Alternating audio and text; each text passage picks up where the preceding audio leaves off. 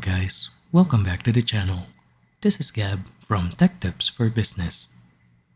For today's video, we are going to talk about how to highlight blank cells in Microsoft Excel.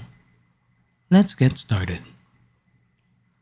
First, all we need to do is have a set of data available for us to experiment with. Currently, I've got this data over here that shows the sales of each individual. Though, as you can see, there are some cells that are blank. We need to get rid of those cells by just emphasizing them or marking them. For now, let's mark them so we won't get confused. First, let's go ahead and select all of our data. Don't worry if you don't include the headers, since we don't really need to mark if there's anything missing within our headers. Next, click on Conditional Formatting under the Home tab and the Styles group.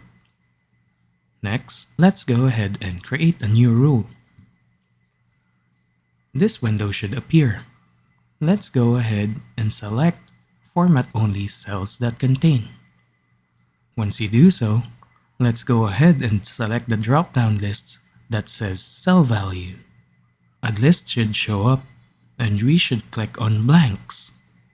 Now that's done, let's go ahead and format the blanks that we are gonna emphasize. We can either color it red to signify that there is nothing within that cell. And once we press OK, we should be able to mark every cell that doesn't have data in it. The good thing about this function is that if we type a random name over here, let's say John, it should turn back into blue, or its original color. And there we have it. This is how we highlight blank cells in Microsoft Excel.